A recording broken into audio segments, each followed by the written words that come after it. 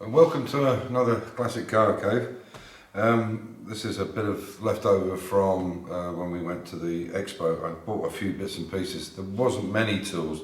There was a few traders, lots of memorabilia, auto jumble type stuff, and I just bought a few bits and pieces that we needed. These boxes of interior clips, this kind of stuff. These are, I mean, you know, sometimes you can buy one box and maybe only use a dozen pieces, but they come in really handy when you're stuck for something.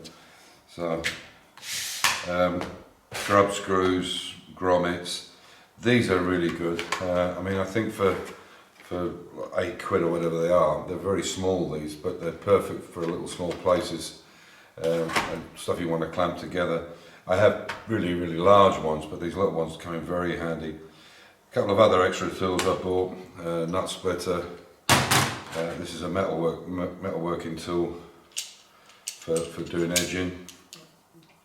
And I bought this, which is a 13mm, but it's nice because it's got a 13mm, which is the most common usually. I bought that. And a set of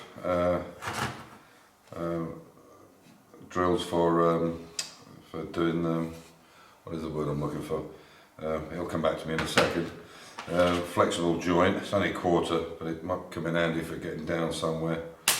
A pad with Velcro on it, and I bought a couple of these things. These are really good for the wire wheels on the E-type for cleaning them out. So I've remembered the name, countersinks. So they're different size countersinks. So yeah, just a few little bits and pieces. I did buy a little bit of memorabilia as well. Yeah, I saw this. It's just a print. It's the Golf 917 Porsche. It was the only one there. I would have preferred not to have the dame in it, but she looks kind of okay, kind of Farrah Fawcett looking. But it was the colours that I wanted it for, and obviously I'll put it somewhere in the garage as part of the memorabilia. I also bought this, which I was really happy with. Very reasonably priced, and it's heavy, which is Monte Carlo Mini. Not a weight in that. It's quite heavy. And I bought this Route 66, which was just cheap. I think it was €12 or something. That's something nice to have on it.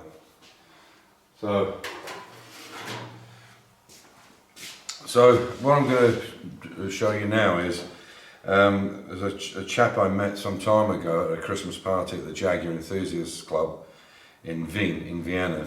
And we actually got to go to his place because it was a little closer than from Vienna to where he is, and from Salzburg to where he is. So all day Saturday we went to his house and his workshop, and this is what you're going to see. A superb guy, really nice, down to earth. He's been a collector for 20, 30 years, 40 years. And it's just amassed so much amount of stuff. I will be doing some more stuff probably in the summer for 22. I can go back to his place and do some more filming. He's got some amazing stuff, amazing collection of. It's an old blacksmith's shop, you know, a few hundred years ago. It's got a huge water wheel on it, and he's got all the gearing. And gets his own generator and his own power from it. It's absolutely amazing setup. So it's something to hopefully you'll look forward to. But I could spend days, weeks there. It's that interesting. He's got so much memorabilia, even stuff from old steam traction engines and so on and so forth. So hopefully it's something you look forward to. But I hope you enjoy this video. Yeah, I was a bit tired when I did the video when I got back, because it was a very long weekend. You know, you're up on your feet for 8 or 10 or 12 hours a day. So, you know, I was a bit tired when I got back and did this, set up this video on the expo. But I'm starting to feel better and better. And, you know, it's always nice being back home in your own bed. So, like I said, I hope you enjoyed the video. This is Jaguar heaven, as I explained in the intro of the video. I've turned the voice off, or the audio off, because there was some chatting going on in the garage, and he asked me not to obviously reveal where it is or his name. People who look at this, who know this chap, know exactly who it is. He's very well known in the vintage racing, especially in the lightweight E-type racing. So he's very well known. But he obviously wants to keep his location out of the public, if you like. But you can see that this is to die for. Man cave. I mean, it makes my place look like a shed in comparison, and that's. I mean, the memorabilia that this guy's got is unbelievable. I mean, I could sleep in this place. That's a Mark 7 there, and just look at these cabinets. They're just full of Jaguar stuff. It's just amazing. He's got a lot of cups. He's got a lot of first places. Also, you'll see at the end of this clip, there's the lightweight, which is his car. He had quite a lot of trophies with that, a lot of first places. He's won a lot of races, well known in the racing community. And this is the first time I did actually meet him once. I was introduced to him at a Christmas party, but never had a chance to go to his place. And this was our first meeting up. We were there around, I guess, 4 hours. And it just seemed like less than 20 minutes, and there was so much to see and so much to look at, and I just fell in love with the place. And the guy himself is, we're very, very similar in a lot of ways, engineering background or engineering things, anything to do with, old equipment or antique stuff, try and repurpose it. This is some of the engines, this is his Coons.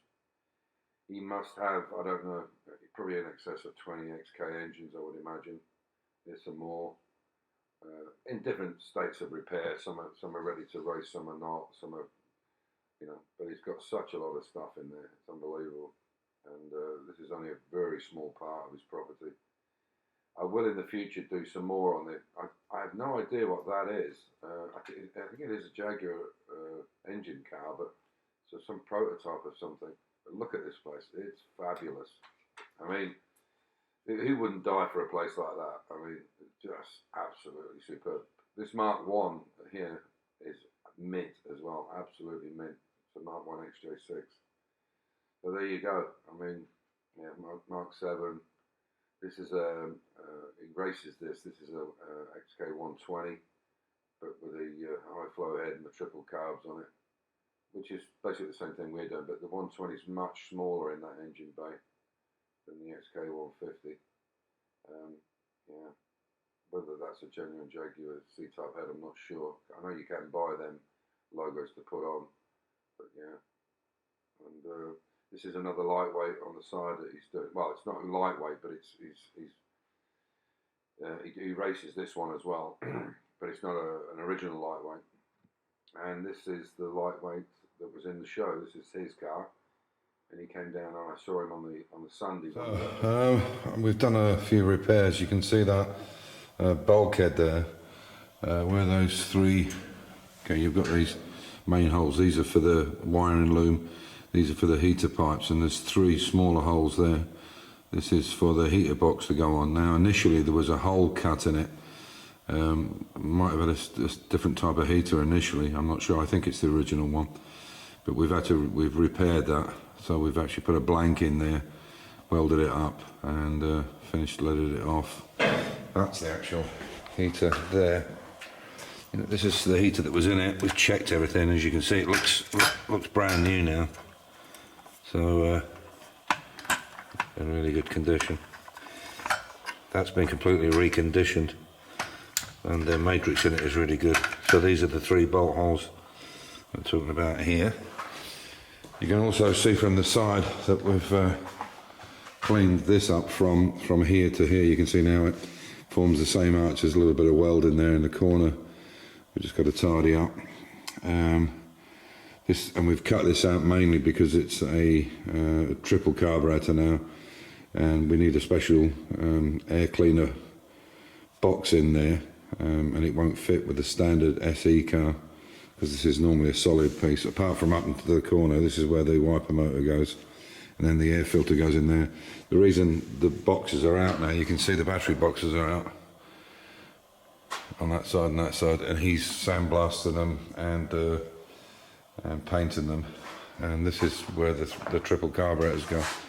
So there's a big long box there that go onto that, a big air box. And that's the reason for cutting the wing out. So yeah, it's coming on. You can see inside as well, I've got these jacking hole covers sorted out now. There they are. And I fit them up and they fit in okay. So yeah, you can see this is the back end of the bulkhead. The problem with lead loading, you can only lead on one side. You can't obviously heat the metal and lead it on the other side. So on one side you've got to use a skimmer filler just to tidy up the repair. So there we go. So we'll get them painted up and then crack on with this. Hopefully the parts will turn up fairly soon. So the inside's got the primer on it now. You can see all that side is done over there. It's looking really nice.